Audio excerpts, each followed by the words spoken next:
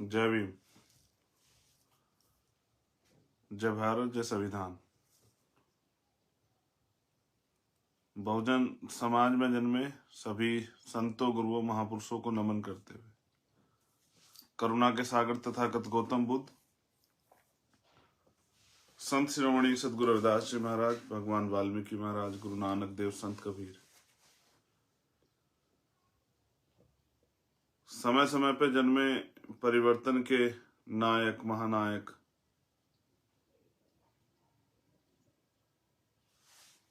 राष्ट्रपिता ज्योतिबा फूले, छत्रपति साहू जी महाराज, पेरियर रामास्वामी नायकर, संत गाडगे जी महाराज, नारायण गुरु, प्यारेलाल यादव, परम पूजनीय विश्व रत्न डॉक्टर बाबा साहब अम्बेडकर, बाबू जगदेव प्रसाद कुशवाहा, जननायक कपूरी ठाकुर, महामना राम स्वरूप वर्मा जी, बहुजन समाज में जन्मी वीरांगनाओं को भी नमन करता हूं। माँ सावित्रीबाई फूले, माँ रमाबाई, माँ अवंतिकाबाई लोधी, माँ फातिमा शेख, माँ झलकारी बाई, माँ उदादेव पासी,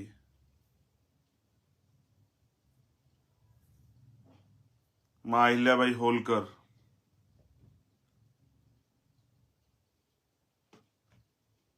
माँ वीरांगना फूलन देवी, आप सबको भी नमन करता हूं।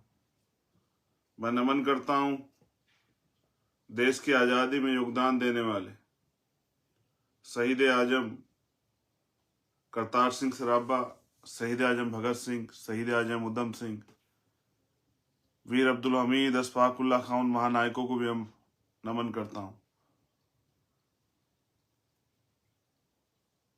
इसके साथ साथ 1857 क्रांति के नायक कोतवाल धन सिंह गुर्जर, माता दीन वाल्मीकि,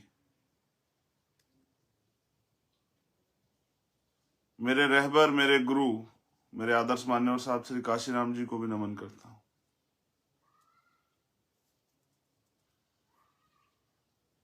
साथियों, कुछ अजीब सी स्थिति इस आंदोलन में, जो आंदोलन महापुरुषों, संतों, गुरुओं का है, उसको आज उसमें एक अजीब सी स्थिति मेरे सामने। मुझे लगा कि मुझे उन लोगों से बात करनी चाहिए जो लोग इस आंदोलन में मेरे साथ काम कर रहे हैं, जो संतों, गुरुओं, महापुरुषों के मिशन को, मानव दीना भाना वाल्मीकि जी, या और भी जो रहबर, जो महापुरुष जिनका नाम छूट गया हो, जैसे जो नायक हुए हैं, बिरसा देव मुंडा,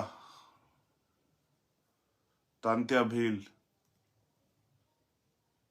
और भी मैं अगर नाम लेने लग जाऊंगा तो एक बहुत बड़ी लिस्ट है, और मुझे लगता है कि पूरे लाइव का समय तो उसी में चला जाएगा।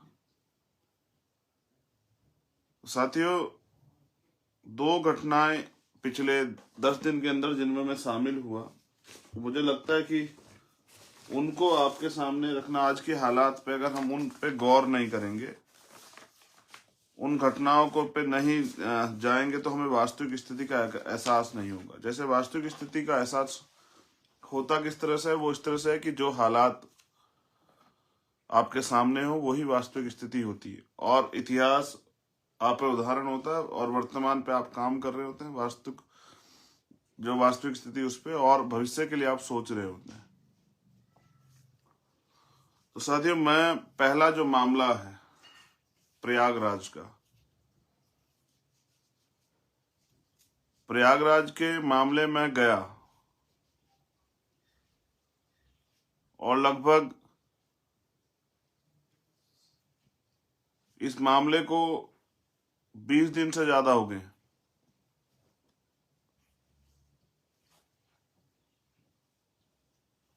मुझे एहसास था कि सरकार ने कुछ ठोस कार्रवाई कराई होगी, सरकार ने, पुलिस के लोगों ने, प्रशासन के लोगों ने कुछ ठोस किया होगा, आरोपी को गिरफ्तार करके जेल भेजा गया होगा, पीड़ित परिवार को विश्वास दिलाया गया होगा कि जो कानून है वो आपके साथ है, जो पुलिस और प्रशासन सरकार है वो आपके साथ है। और इसकी वास्तविक स्थिति वहीं जाके पता लगनी थी।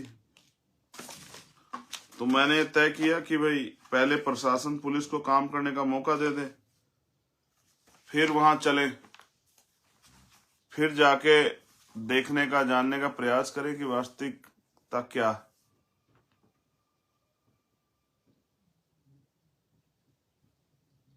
और जब मैं वहां गया तो मुझे वास्तविकता का ज्ञान,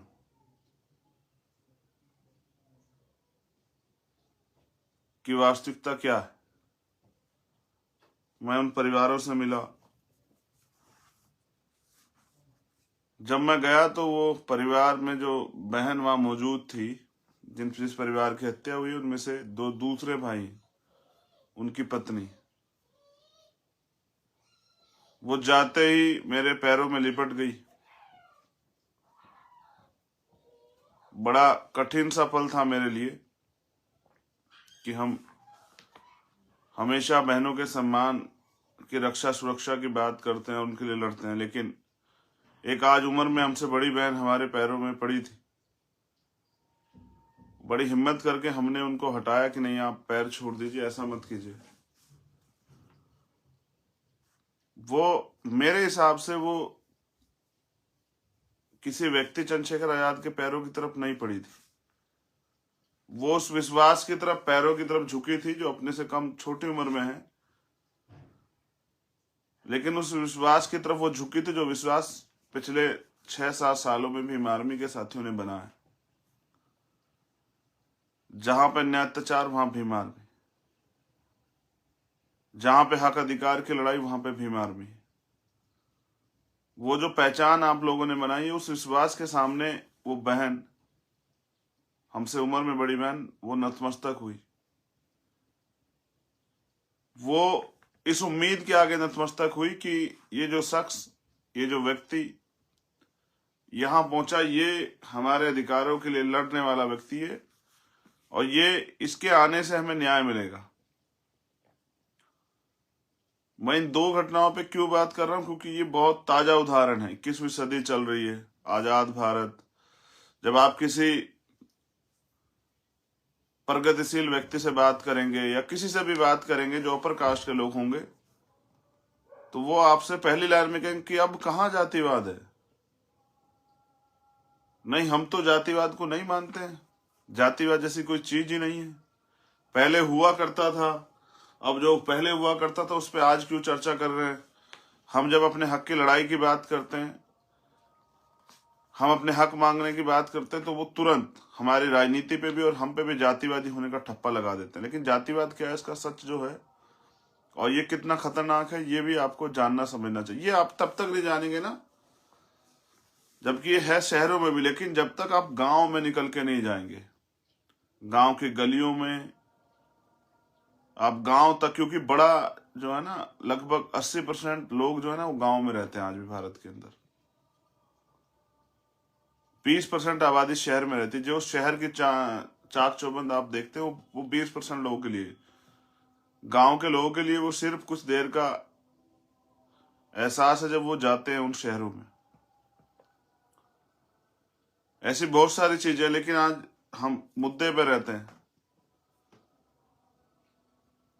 तो जब मैं उस परिवार के पास बैठा, क्योंकि मेरे साथ एक सबसे बड़ी बात यह है कि मैं जब किसी मामले में जाता हूं तो तब जाता हूं जब न्याय नहीं हो रहा होता। घटना तो रोज होती है, एक नहीं 1000 घटना होती है, लेकिन जब जहां न्याय नहीं हो रहा होता है और जहां सिस्टम, पुलिस, प्रशासन मिलकर न्याय को बाधित कर रहे होते हैं और पीड़ितों को सताने का काम कर रहे होते हैं, वहां मैं स्वयं जाता हूं। और सिर्फ जाता नहीं हूं, क्योंकि न्याय एक दिन में सुनिश्चित नहीं होता। घटना हुई है और आज ये लोकतांत्रिक देश है, यहाँ संवैधानिक संस्थाएं हैं, पुलिस है, प्रशासन है, जुडिशरी है। तो कोई घटना होती है, फिर उसमें एफआईआर दर्ज होती है, फिर उसमें गिरफ्तारियां होती है, एविडेंस कलेक्ट होता है, कोर्ट में मामला जाता है, कोर्ट में सुनवाई चलती है, गवाहियां होती हैं, क्रॉस होती हैं गवाहियां। उसके बाद जो है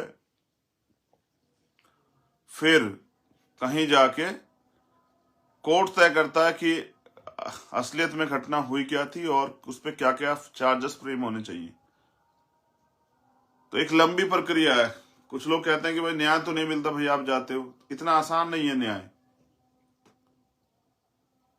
यहां तो रेप और हत्या के बाद एफआईआर नहीं लिखी जाती, सामूहिक तौर पे बहिष्कार होता है, हरियाणा में बड़े पैमाने पे चला हुआ है, घर जला दिए जाते हैं, जमीन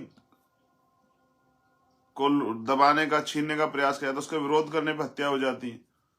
बहुत सारी घटनाओं पे जिक्र करूंगा मैं, लेकिन अब मैं प्रयागराज की उस घटना की स्थिति आपको बता देता हूं।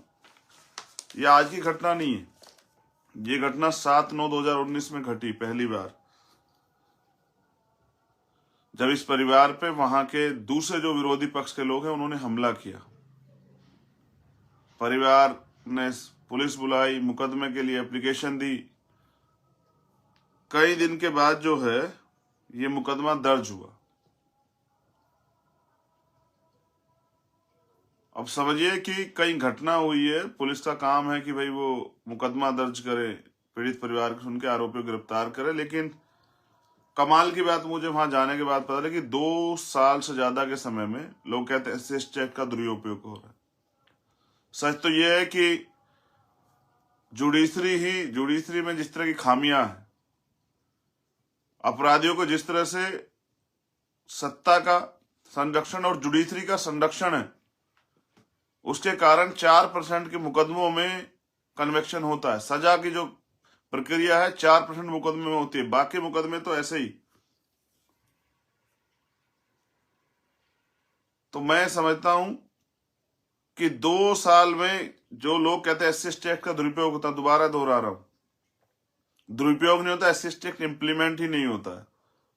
क्योंकि इम्प्लीमेंट कानून तो बहुत सारे हैं, लेकिन कितने कानून जो हैं वो लागू हुए हैं आज तक, ये आपके सामने। भारतीय संविधान तो सारी आजादी देता है, सारे अधिकार देता है और सबको देता है। न जाति देख के देता, न धर्म देख के देखता, न मजहब देख के देता, न अमीर और गरीब देख के देता, लेकिन सबको देता है। लेकिन वो मिलता क्या? जैसे डिस्क्रिमिनेशन का जो के खिलाफ जो कानून है कि भाई कोई किसी से भेदभाव नहीं कर सकता है, कोई किसी के धर्म पे आधारित टिप्पणी नहीं कर सकता है, किसी को रोकने का, सताने का, सार्वजनिक जगहों पे, सरकारी जगहों पर रोकने जाने से कोई नहीं रोक सकता है, धार्मिक स्थलों में कोई किसी को नहीं रोक सकता है, कोई अवसर के लिए अवसर सबके लिए समान है उसमें कोई छेड़खानी नहीं कर सकता है। आपको बोलने की आजादी है, आपको घूमने की आजादी है, आपको संगठन बनाने की, आंदोलन करने की आजादी, आपको बहुत सारे चीज अधिकार जो है कॉन्स्टिट्यूशन लेने की, लागू कहाँ है? क्योंकि सरकार के खिलाफ जो लोग काम करते, सरकार उनके खिलाफ काम करती है, वो उनकी आवाज को दबाना चाहती है। तो पहली घटना 7/9/2019 को हुई और 2 साल बाद अभी जानकारी ये हुई। ये घटना 5 तारीख को हुई, 7 तारीख को एफआईआर हुई और 27 नवंबर 2021 को इसमें चार्जशीट लगी। 7/9/2019 से 27 नवंबर 2021, बड़ा मजाकिया है। कौन से एक्ट का दुरुपयोग हो रहा है आप देख लीजिए। दूसरी घटना 2020 में हुई, 14 सितंबर को,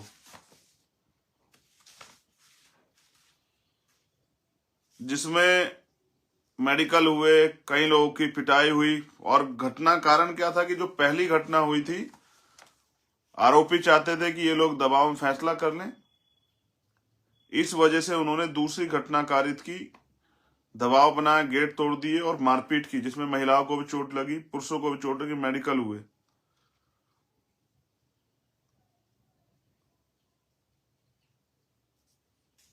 मैं एक घटना को अगर पहली बार में ही सही कार्रवाई होती तो दूसरी घटना कारित नहीं होती। फिर तीसरी घटना हुई 21 सितंबर 2021 को।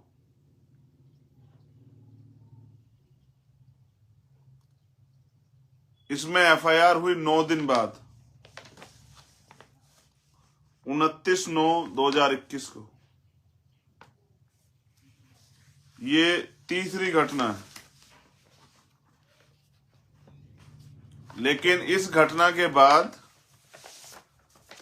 29 तारीख को ही पीड़ित परिवार पे भी एक झूठा मुकदमा पुलिस के सहयोग से, सरकार के सहयोग से कर दिया गया।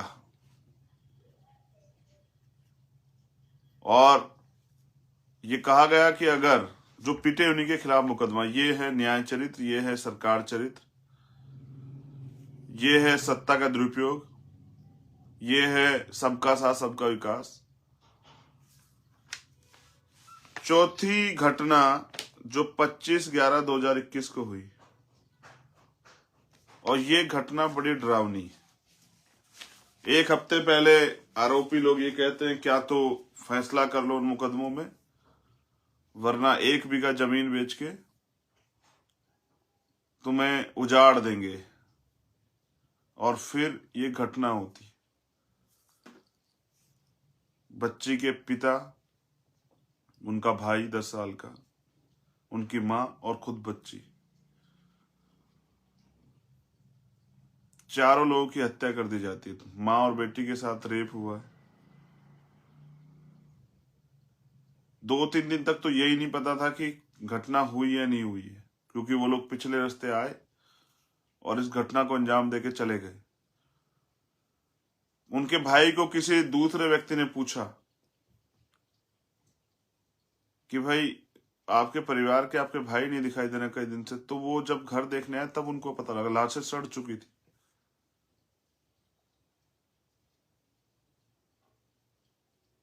चार दिन, 3 दिन, 2 दिन, 1 दिन, आप समझिए कि लाशें सड़ने में कितना समय लगता है। एक बच्ची जो तैयारी कर रही थी, जिसके सपने थे, कुचल दिए गए। उसका भाई 10 साल का, उसकी मां, उनके पिताजी, उनके जीवन का अधिकार छीन लिया गया। 2-3 साल से वो लोग न्याय के लिए लड़ रहे थे। 2019 से न्याय नहीं मिला। परिवार की और महिलाओं के साथ में मारपीट हुई, कोई कार्रवाई नहीं हुई। और कहा जाता है कि SC/ST एक्ट का दुरुपयोग होता है। फिर बहुत जरूरी बात, पुलिस ने कार्रवाई के तौर पे किया क्या? गांव के एक उन्हीं की जाति के व्यक्ति को उठाकर भेज दिया जेल। 2 और अन्य लोगों को भेजा। और सच्चाई ये है, जो बताया गया है, कि वो 2 लोग तो उस दिन जिस दिन भेजा गया वो गुड़गांव में जॉब पे थे। अब पुलिस कोई कार्रवाई करे तो बोले कौन?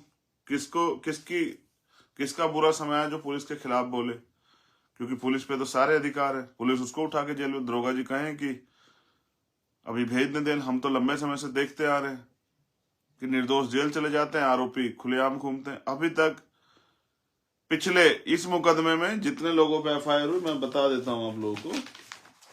इस वाले मुकदमे में जिसमें 4 लोगों की हत्या हुई, पुलिस परिवार ने बताया, नाम बताए, और घटना में 11 लोग शामिल होने का शक जाहिर किया। 11 लोगों पे FIR हुई। 11 में से एक भी व्यक्ति को जेल नहीं भेजा गया। एक व्यक्ति को जेल भेजा गया, वो पुराने मुकदमे में, जो पिछला मुकदमा है, जिसको 2 साल पहले का जो मुकदमा है, उसमें एक व्यक्ति को जेल भेजा गया। बाकी इसमें 11 लोग हैं, कोई पूछताछ नहीं हुई, कुछ नहीं हुआ। 4 लोगों की जान गई। 4 पशुओं की जान जाती तो शायद हल्ला मच जाता।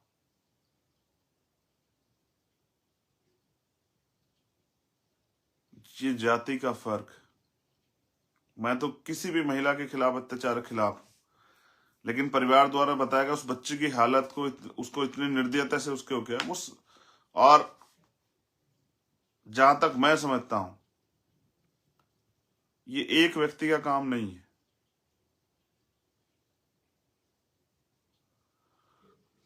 कहां से मिलेगा न्याय?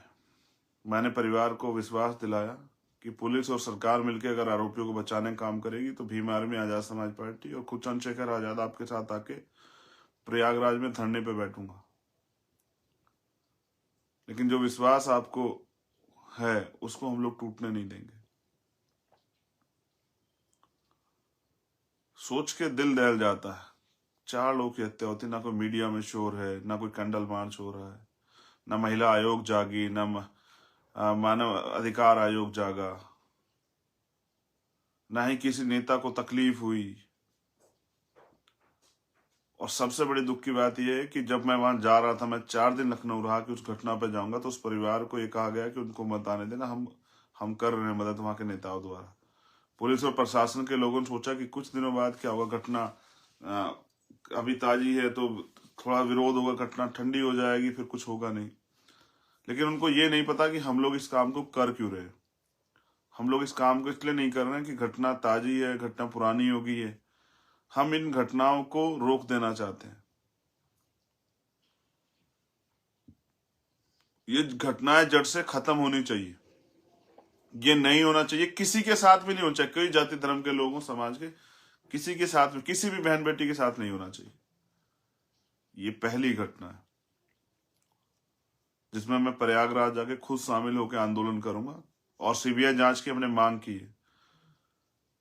सरकार अभी सुनेगी नहीं, लेकिन बहरों को सुनाने के लिए धमाकों की जरूरत होती, तो एक मजबूत आंदोलन वहां करना पड़ेगा। मैंने जोर तो नहीं पड़ जाओगे कहीं, किसी लालच में कहीं टूट तो नहीं जाओगे, लेकिन मैं समझता हूं कि वो बहनों ने मुझे विश्वास दिलाया कि हम लड़ेंगे, क्योंकि इसलिए लड़ेंगे क्योंकि आगे हमारी और भी बच्चियां हैं और हमें उनकी भी रक्षा करनी है। माए, हमें अपने भी स्वाभिमान सम्मान की रक्षा करनी है। वो बहुत गुस्से में भी थी, लेकिन ये गुस्सा तो सदियों से हमारे अंदर जन्म ले रहा है, पनप रहा है, क्योंकि ये अपमान सहने की एक सीमा होती है। अब मैं दूसरी घटना पे आता हूँ। दूसरी घटना उत्तराखंड की है, एक अन्य प्रदेश, डिस्ट्रिक्ट चंपावत।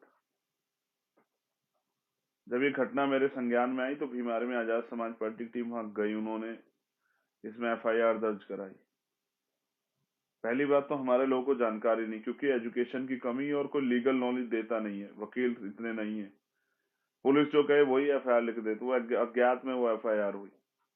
परिवार को, सच तो यह परिवार को जानकारी भी नहीं थी जब तक उनको सही तरह से नहीं पता लगा कि घटना की किसने और घटना क्या थी। ये एक बड़ा दूर का इलाका है चंपावत। जब मैंने रुड़की में रैली की तो मैंने इससे पहले तय किया था अपने समय के हिसाब से, क्योंकि आदमी अकेला हूँ, सब जगह नहीं जा सकता हूँ। जाता वहां हूँ प्रयास करके जहाँ अन्याय होता है, जहाँ न्याय नहीं हो रहा था, जहाँ पुलिस और सरकार मिलकर रोकती, मैंने पहले बताया। जैसे हाथरस का मामला हो, जैसे नागल का मामला हो दिल्ली का, कि लोग सड़कों पे थे और कोई सुन नहीं रहा था, जैसे अल्ताफ का मामला हो कासगंज का, जैसे अरुण वाल्मीकि का मामला हो आगरा का, जैसे मुन्ना प्रधान का मामला हो आजमगढ़ का, सत्यमेव जयते प्रधान का मामला हो आजमगढ़ का, या कोई और मामला हो जहां भी,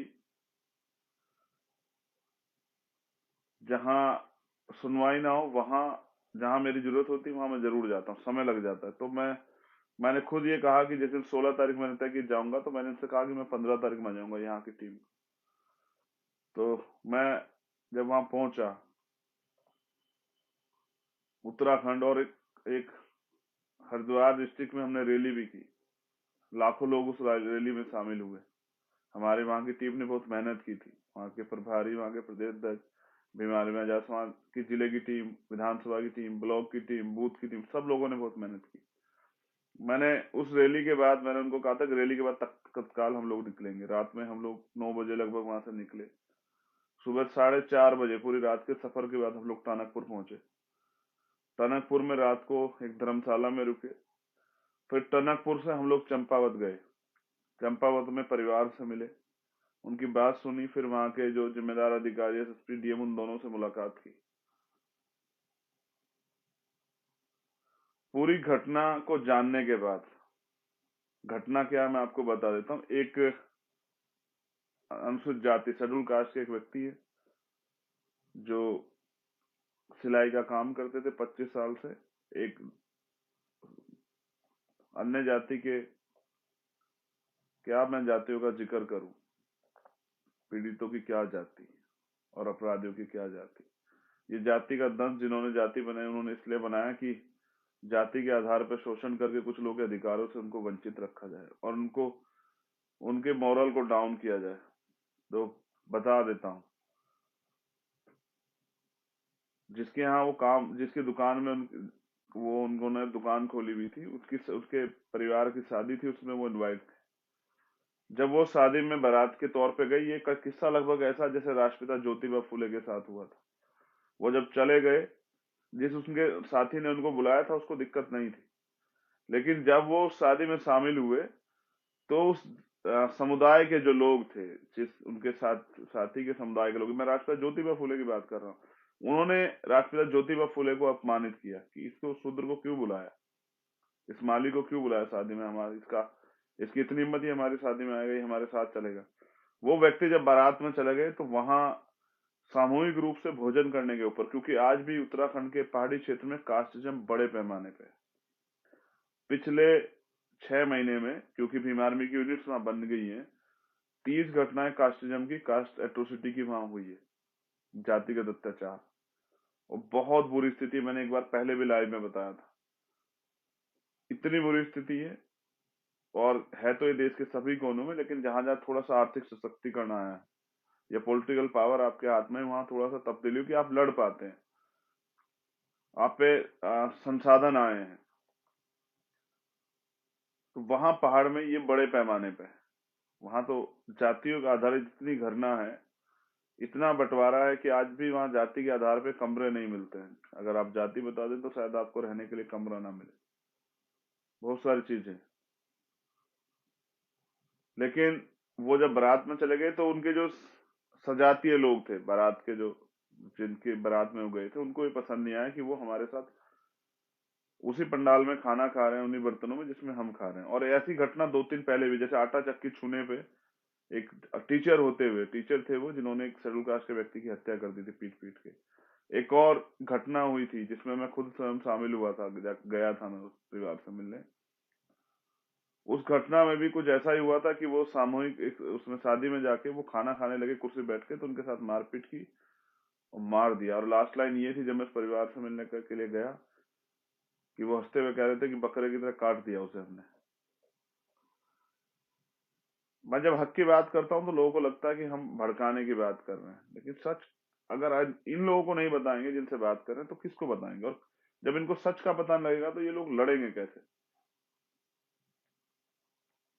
तो उन लोगों को ये बर्दाश्त नहीं हुआ, उन्होंने उनके साथ मारपीट की। 4 लोग उसको पीट रहे थे, ये मेरे पास पुख्ता जानकारी है। पुलिस के पास अभी जानकारी नहीं है, पुलिस जानकारी नहीं करना चाहती है, तो वो जानते होंगे। लेकिन इस लाइव के माध्यम से घटना पूरी बता देता हूँ। 4 लोग उनको पीट रहे थे, पीटा उनको, फिर जो वहां एम्बुलेंस सेवा, उसको फोन कर दिया, एम्बुलेंस सेवा उसको लेके चली गई।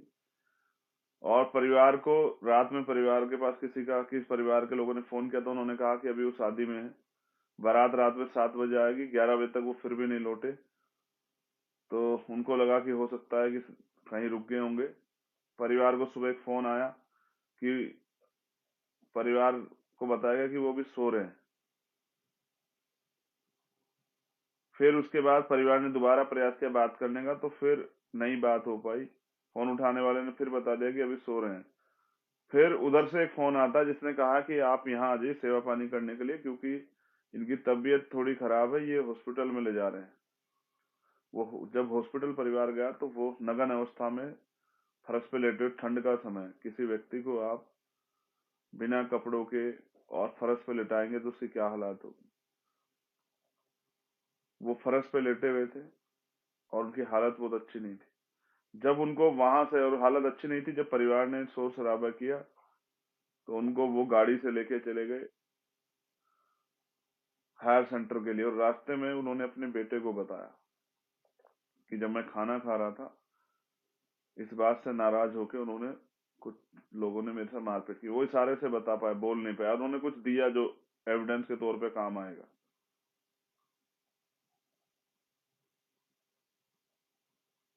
वो आज हमारे बीच नहीं।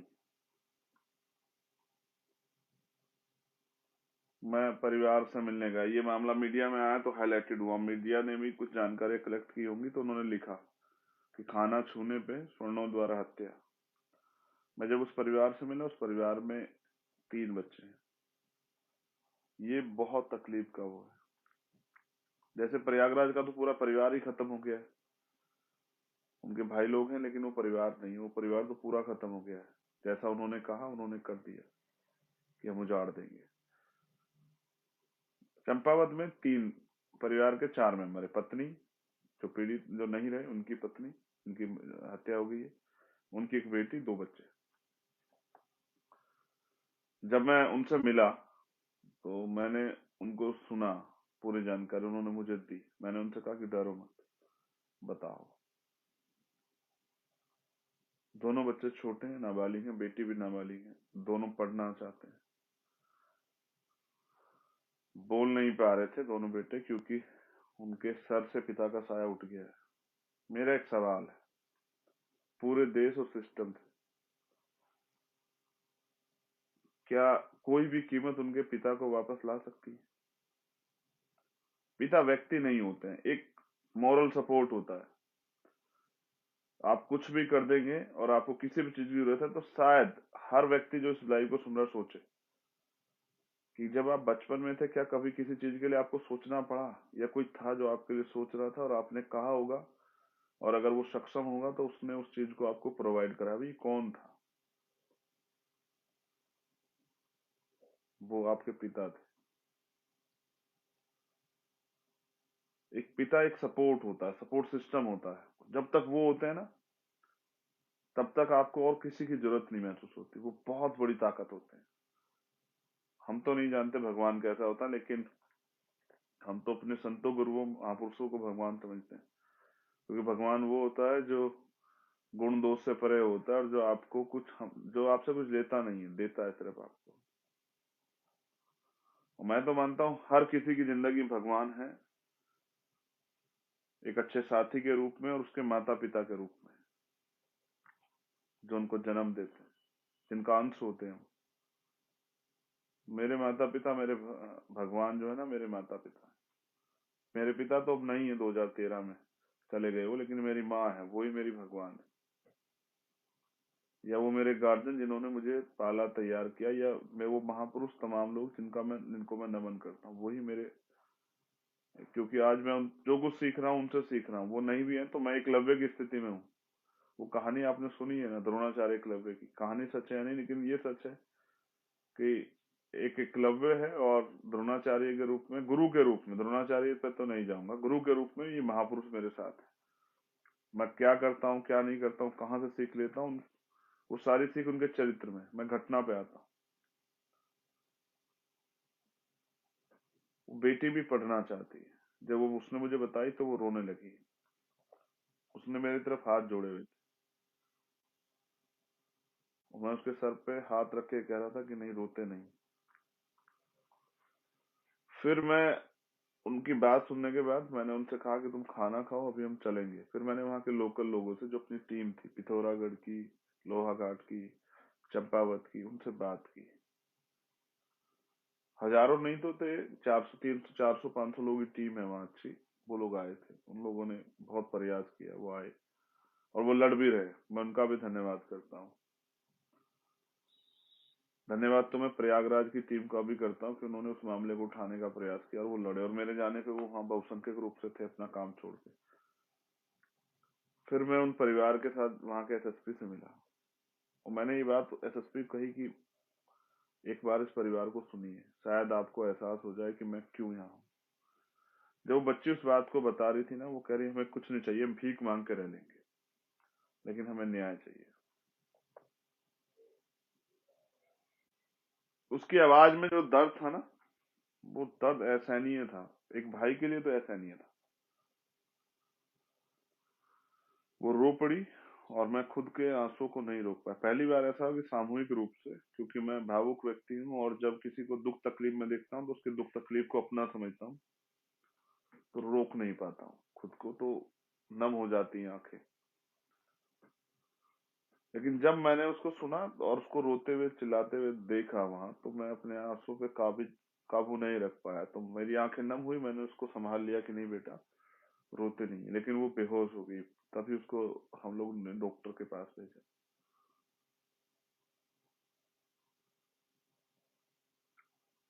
फिर मैं वहां के जिला अधिकारी से मिला, मैंने उनको भी बात की, जो SC/ST एक्ट और तमाम तरह के प्रोविजन है और जो राइट्स है उनके पास, जैसे उनका मकान कच्चा है, मुझे खुद अधिकारी ये कहें कि वो कैसे रहते हैं हमें नहीं पता, छोटा सा मकान वो भी कच्चा। 71 साल के लोकतंत्र में आज भी कच्चा मकान देखिए ना। मैंने उनसे कहा कि जो योजनाएं इनके लाभ उनको मिलने चाहिए, उन बच्चों की पढ़ाई हो, ये हमारी मांग थी। उन्होंने विश्वास दिलाया कि वो कराएंगे जब तक वो पढ़ना चाहे। फिर उनकी सुरक्षा सुनिश्चित हो, उस परिवार को जमीन या रोजगार के साधन मिले,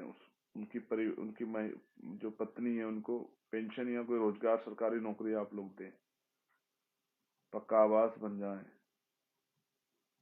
एक सवाल जो मेरे मन में आया कि उस बच्ची और उस परिवार का होगा, क्योंकि आज घटना हुई, हम लोग जाएंगे बात करेंगे, हजारों घटना होती है, वहां पर रहने वाले एक्टिविस्ट लोग आवाज उठाते हैं, क्योंकि जिसके परिवार जाता तकलीफ तो उसको होती है, डेली में तो उनके साथ कोई नहीं रहेगा, लेकिन वो परिवार, सोचिए उस परिवार की माँ को भी वो बीमार हो जाए, उनको इलाज की जरूरत हो, सिस्टम आज ऐसा है, सरकारी हॉस्पिटल में इलाज के नाम पे खाना पूर्ति है, प्राइवेट में पैसे लगते हैं। वो बच्चे और वो बच्चे कहाँ से इलाज कराएं, जिनके पास मकान भी नहीं, खाने को रोटी नहीं है, जिनका एक आजीविका सहारा था, वो चले गए। मैंने ये भी पूछा कि आप गार्जियन है यहाँ अधिकारियों से, और मुख्यमंत्री सरकार गार्जियन है, क्या सोचा सरकार ने?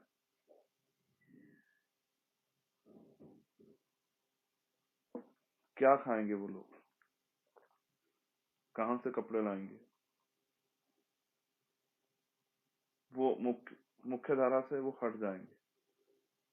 और इस देश का सिस्टम है कि फिर यहाँ अपना जीवन पालन करने के लिए फिर गलत तरह की चीजें और लोगों की भेड़ियों जैसी निगाह, तमाम तरह के साधन साधन जो है ना, प्रयास करते हैं लोग की किसी तरह से, क्योंकि यहाँ अगर कोई किसी को देता तो उसकी कीमत जरूर लेता है।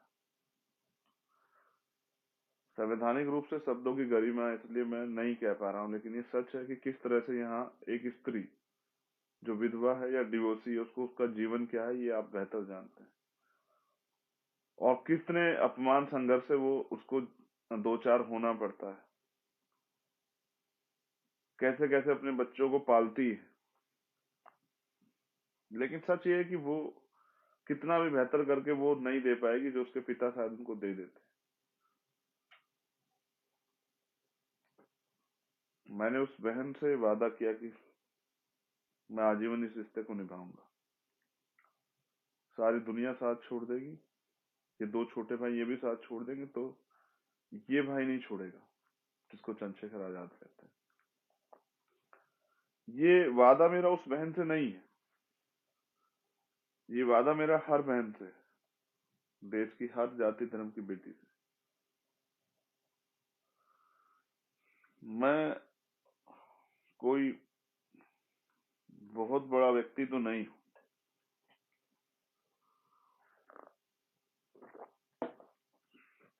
लेकिन मैं लोकतंत्र की ताकत को समझ गया हूं कि सत्ता में क्या शक्ति है। फिर इसलिए शक्ति को समझ के मैं पागलों की तरह इसको पाने के लिए कि ये शक्ति बहुजन समाज के पास है, इसलिए मैं दिन रात घूमता रहता हूँ। हम वहां से लौटे, फिर वही 12 घंटे का सफर था।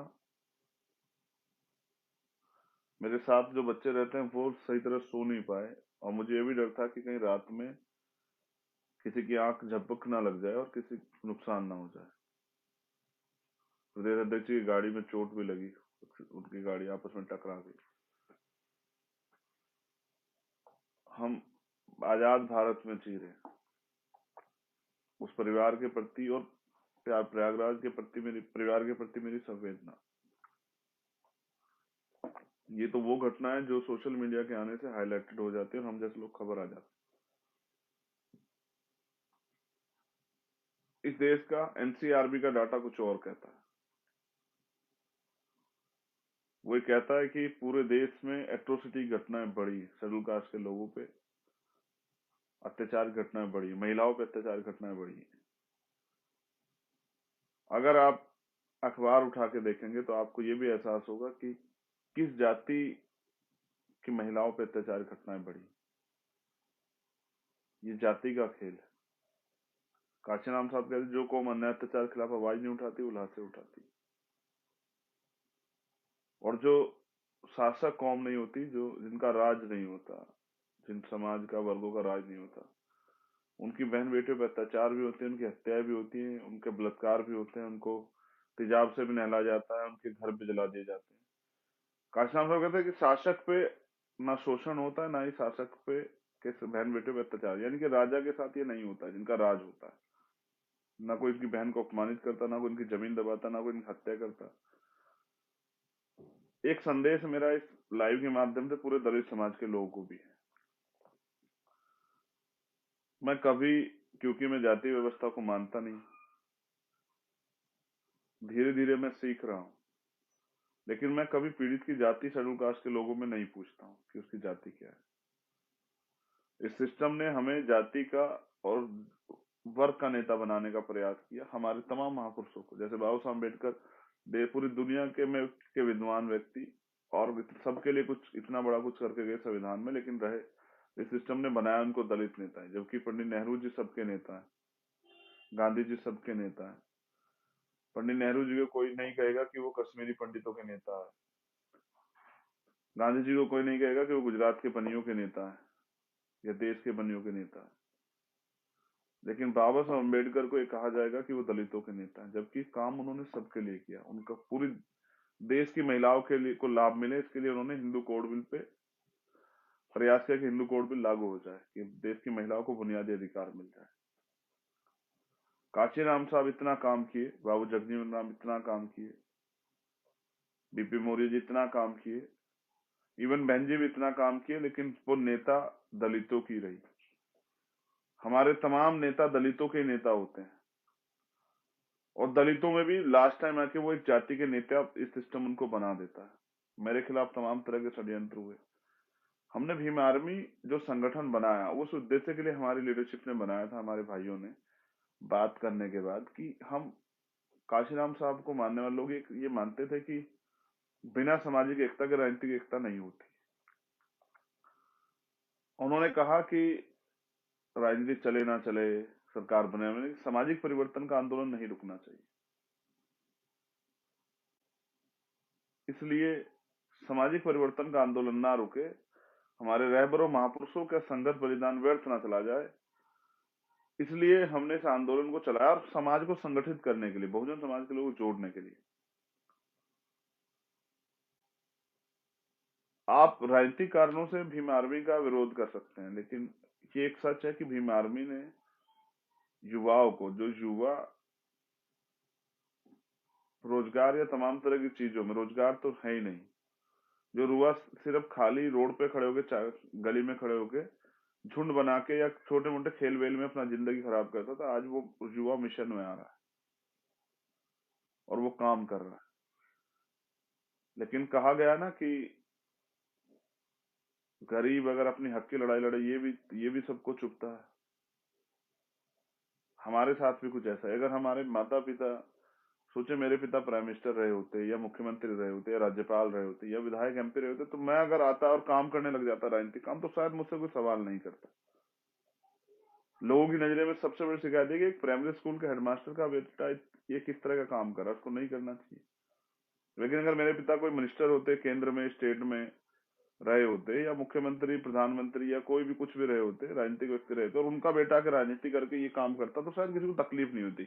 उनको लगता कि भाई ये तो कर ही रहे हैं। लेकिन एक नया आदमी आके और उस व्यवस्था को चैलेंज कर रहा है, और उस तमाम बड़े बड़े लोगों को चैलेंज कर रहा है, उनको कह रहा है कि क्या आज ये भी सच नहीं है कि भीम आर्मी की सक्रियता की वजह से तमाम राजनीतिक दलों को दलितों के मुद्दों पर बोलना पड़ता है, तमाम राजनीतिक दलों को युवाओं के मुद्दे पर बोलना पड़ता है, तमाम लोगों को हमारे दुख दर्द में आना पड़ता है, जिन्होंने कभी हमारे नाम भी नहीं लिए, उनको भी हमारे गांव बस्तियों में आके और ये एहसास करना पड़ता है। यानी कि राजनीतिक दलों को आज हमारे घरों में बैठ के खाना खाने के लिए मजबूर हो गए हैं वो लोग, चाहे भले वो खाना अपना लाएं, बर्तन अपने लाएं, पानी अपना लाएं, वो एक अलग बात।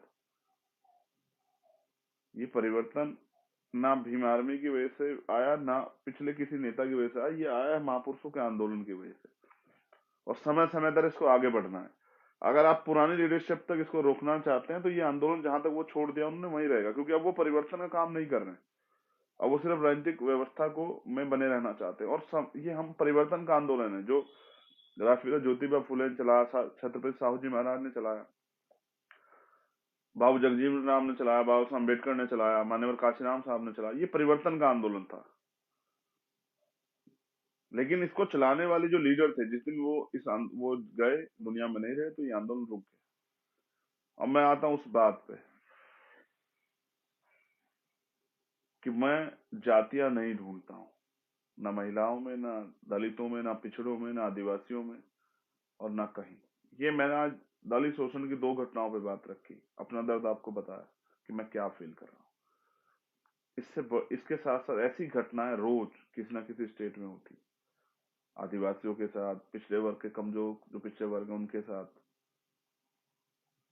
महिलाओं के साथ, ईसाइयों के साथ, बुद्धिस्टों के साथ, जैनियों के साथ, किसानों के साथ, मजदूरों के साथ। तो घटनाओं का रूप बदल जाता है। शोषण मगर होता ही होता है किसान के साथ। मैं ये बातें आपसे क्यों बता रहा हूँ? कल से मैं सोच रहा हूँ कि इसको कैसे रोका जाए, और इसका एकमात्र रास्ता वो है कानून का इम्प्लीमेंटेशन, कि कानून को सही तरह से लागू कराया जाए। वो लागू करने के लिए सरकार की जरूरत है, सत्ता की जरूरत है।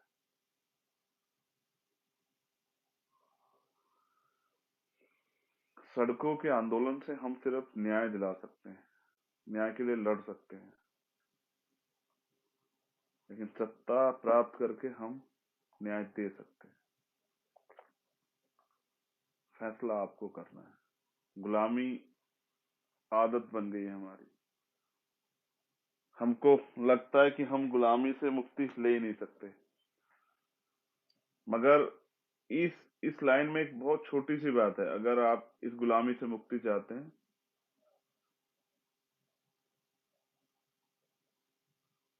चुपचाप चुपचाप अत्याचार सहने की एक आदत सी पड़ गई हमारे लोग। चुपचाप, अगर इन गुलामी से मुक्ति चाहिए, जिस बात से आपको परेशानी है, अगर आपको उससे मुक्ति चाहिए, तो आपको उसके लिए कुर्बानी भी देनी पड़ेगी, उतना बलिदान भी देना पड़ेगा, उतना संघर्ष भी करना पड़ेगा। तो जो चुपचाप आप सह रहे हैं, उसके खिलाफ आपको आवाज उठानी पड़ेगी, संघर्ष करना पड़ेगा, लड़ना पड़ेगा। और एक अवसर तब होता जब बाबा साहब अम्बेडकर इस लाइन को कहते हैं कि पॉलिटिक्स द मास्टर की, राजनीतिक सत्ता वो चाबी है जो सारे ताले खोल सकती, जो आपके जीवन में सारी परेशानियां सबका हल निकाल सकती। मैंने उत्तराखंड की रैली में 6 प्रोग्राम दिए थे, 7 प्रोग्राम, कि हम क्या क्या करेंगे। वो मैंने अपने फेसबुक वॉल से लिखवाए भी हैं। और मैं ये सिर्फ मैंने लिखा नहीं, अगर किसी को शक है तो मैं बता रहा हूँ कि ये हम करके रहेंगे और करेंगे। और मैं कोई बात संविधान के विरुद्ध में जाके नहीं कहता हूँ, ये हम कर सकते हैं। जो अब तक हुआ है उससे बेहतर चाहिए तो आजाद समाज पार्टी को चुनिए। अगर परिवर्तन चाहिए तो परिवर्तन के आंदोलन में शामिल होइए। जिन समस्याओं से दिक्कत है उनमें सुधार चाहिए तो सुधारवादी बनिए। एक दूसरे पे उंगली उठाना छोड़िए, एक दूसरे से सवाल करना छोड़िए। आपका क्या योगदान है ये सुनिश्चित कीजिए कि आप क्या कर रहे हैं। अकेला व्यक्ति कुछ नहीं कर सकता है। मैं इस दर्द को लेके लड़ सकता हूं, लेकिन जब तक आप मुझे राजनीतिक शक्ति नहीं देंगे, मैं परिवर्तन नहीं कर सकता हूं। और अगर आप परिवर्तन चाहते हैं तो फिर मुझे राजनीतिक शक्ति की जरूरत है। अगर आज सदन में हमारा मेंबर होता तो उत्तराखंड का सदन नहीं चलता। पहले जवाब देना होता कि उसको क्यों मारा और सरकार उसके लिए क्या कर रही। अगर यूपी के सदन में हमारा आदमी होता तो यूपी के सदन में मुख्यमंत्री को नहीं बोलने देता। यूपी के मुख्यमंत्री जवाब मांगता कि उन 4 लोगों की हत्याओं को बता, और उसके बाद आजमगढ़ में जो 2 दलित लोगों की हत्या हुई उन पे क्या हुआ, उन पे सीबीआई जांच क्यों नहीं हो रही है, पुलिस क्यों गुंडों को बचा रही है, उस पर जवाब दो।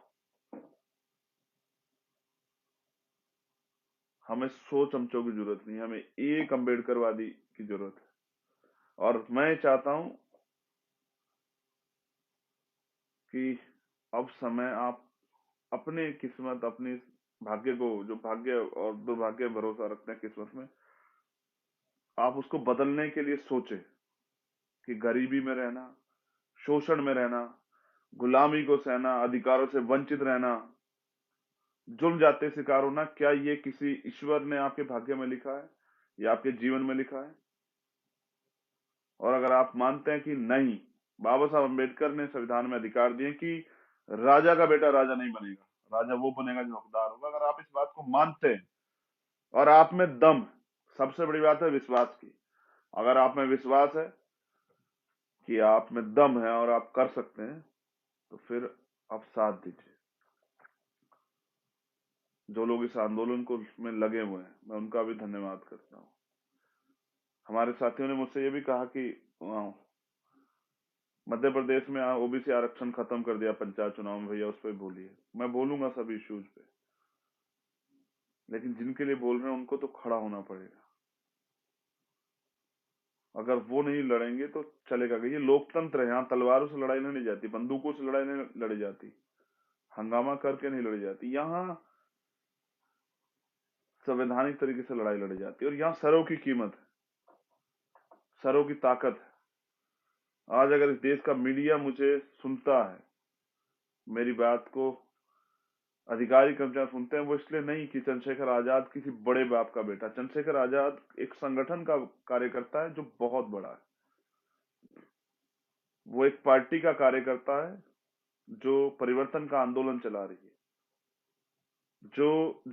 जिसने संख्या बल से जिनको वोट प्राप्त हुआ। मैं फिर कह रहा हूँ, लोग आपको निराश करेंगे। मैं भीम आर्मी आजाद समाज पार्टी के नौजवानों से कहता हूँ, लोग आपको निराश करेंगे, कहेंगे, पहले भी लोग कहते थे कि आप चंद्रशेखर एक प्रधानी का चुनाव नहीं जिता सकते हैं, एक जिला पंचायत का चुनाव।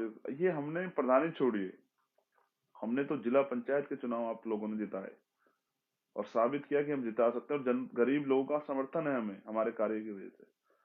ये जो लोग हैं ना कहने वाले, ये वो लोग हैं जो आपसे डरते हैं, जो परिवर्तन से डरते हैं, जो शुरुआत नहीं कर सकते, जो गुलाम की तरह पीछे खड़े हो सकते हैं। नौजवान गुलाम नहीं है। मैं उत्तराखंड के साथ साथ पूरे देश के लोगों से कह रहा हूँ, जो नौजवान है। और नौजवान आदमी विचारों से होता है, उम्र से नहीं होता है। ऊर्जा आदमी के साथ रहती है।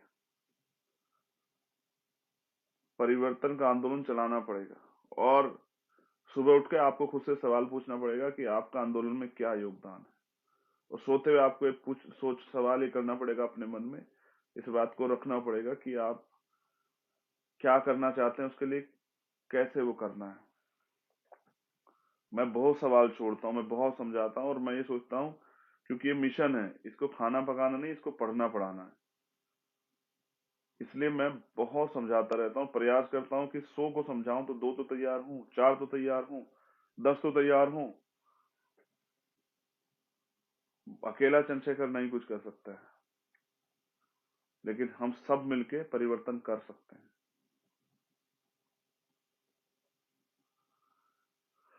बाबा साहब अम्बेडकर हजारों सालों की गुलामी काट के गए। उनको रोकने के लिए भी ये कहा गया कि डॉक्टर अम्बेडकर दरवाजे नहीं, खिड़कियां भी बंद कर देंगे, आपको कॉन्स्टिट्यूशन असेंबली में घुसने नहीं देंगे।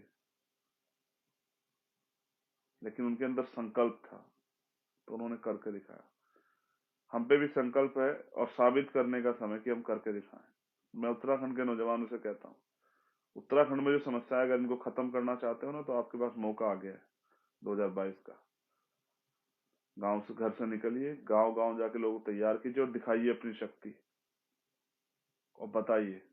और जिस दिन आपका व्यक्ति पार्लियामेंट में होगा, आपका व्यक्ति असेंबली में होगा, फिर मैं पूछूंगा कि कौन, अगर कहीं शोषण होगा, पहले तो हम इसके लिए एक ठोस कानून बनाने का काम करेंगे अगर हम लोग सत्ता में होंगे, तो उसको इम्प्लीमेंट कराएंगे। और मैंने कहा था और मैं दोहरा रहा हूं कि जो अधिकारी कर्मचारी वंचित वर्ग के लोगों पर अन्याय अत्याचार करेगा, मदद करेगा अपराधियों की, उस पर सेक्शन 4 का मुकदमा दर्ज करके उसको जेल भेजने का काम करें। और सिर्फ जेल नहीं भेजेंगे, एनएसए लगाएंगे उसके ऊपर कि उसको पता लगे कि अपराधियों का संरक्षण करना, उनकी मदद करने की सजा क्या होती है। और फिर उसको सजा दिलाएंगे कोर्ट से, न्याय करने का काम करेंगे। मैं निर्दोष होते हुए 16 महीने जेल में रहा, जब बेल मिली तो ऐसे लगी जो सरकार ने मुझे सिखाया है ना, अब वो मैं सीख गया हूं, और मैं अब अपने लोगों को साथ लेके सरकार बना के ये करके दिखाऊंगा कि कोई किसी गरीब को सताने से पहले 1000 बार सोचे। मैं ताकत का मिसयूज नहीं करना चाहता, लेकिन मैं किसी गरीब को टूटते बिखरते मरते भी नहीं देख सकता, किसी बहन बेटी के साथ अपमान भी होते नहीं देख सकता हूं। मैं सब जगह नहीं पहुंच पाता, लोगों को उम्मीद रहती कि भैया सब जगह जाए, लेकिन मेरे लिए चुनाव से ज्यादा इंपॉर्टेंट है उन लोगों के दुख दर्द में खड़ा होना जिन लोगों को मुझसे उम्मीद है। बस मैं चाहता हूं कि अब आप इस भरोसे को आगे बढ़ाते तो वो मेंबर भी चुने जो आपके हितों की रक्षा के लिए विधानसभा और लोकसभा में बोले। अब आपके पास समय आएगा, आपको चुनना होगा। एक तरफ पैसे वाले लोग होंगे, एक तरफ पावर वाले लोग होंगे, एक तरफ ताकतवर लोग होंगे, एक तरफ वो व्यक्ति जिसको हम निर्धारित करके भेजेंगे कि आपको आवाज उठाना, आपको लड़ना।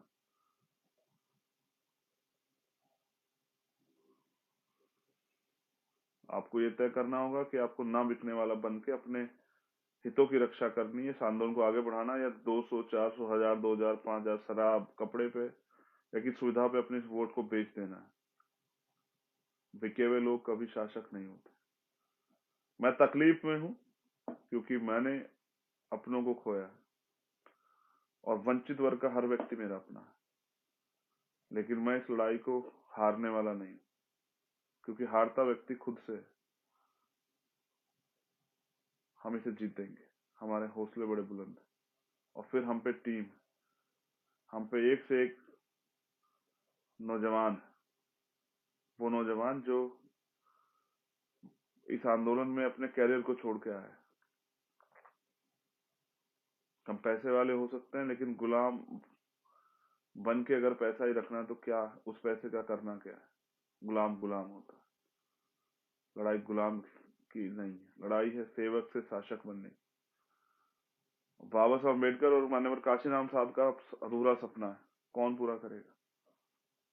वो जो लोग जो सुविधाओं की राजनीति कर रहे हैं, वो लोग जो जिनको बाबा साहब अम्बेडकर और अपने महापुरुषों की वजह से कुछ मिला है, आज हम पे जो कुछ है वो बाबा साहब अम्बेडकर और हमारे संतों गुरु महापुरुषों की देन। मुझे सुनने के लिए धन्यवाद, आपने कीमती समय निकाल के मुझे सुना। मैं साथियों से एक अपील और करता हूं, अगर शासन बनाना है तो अनुशासन लाना होगा। जो व्यक्ति अनुशासित नहीं है वो शासन नहीं कर सकता। एक शासक की एक वो एटीट्यूड दिखना चाहिए। वो तब आएगा जब जिस दिन आपके मन में ये सपना आ जाएगा कि आप शासक बनना चाहते हैं। बाबा साहब अम्बेडकर ने कहा था ना, जाओ अपनी घर की दीवारों पर लिख दो कि हमें देश का शासक बनना है। मैं आपसे कह रहा हूँ, अपनी घर की दीवारों पे, अपनी किताबों पे, अपनी घड़ी पे, अपने फोन पे, उसके वॉलपेपर पे लिखे, जहां उठते बैठते सोते हैं, और अपना सपना लिखिए। आप जिस भी सपने को देखते हैं, चाहे वो पढ़ाई का हो, चाहे वो राजनीति का, कुछ भी, या परिवर्तन का हो, और फिर उसके लिए देखिए कितने आइडिया आपके पास आते हैं। और फिर आपके सपोर्ट के लिए पूरी टीम है, संगठन है। मैं आज खुले मन से और इस भीम आर्मी फेसबुक लाइव के माध्यम से ये विश्वास दिलाता हूँ देश की सभी बहनों को कि आपके आंसुओं को से संकल्प है मुझे,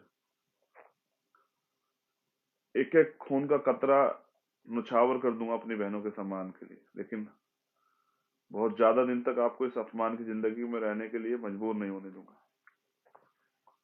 हम सब लोग मिलके इस गुलामी की बेड़ियों को काट देंगे। जो आज तक आपने सीखा सहा, वो बहुत जल्द खत्म हो जाएगा।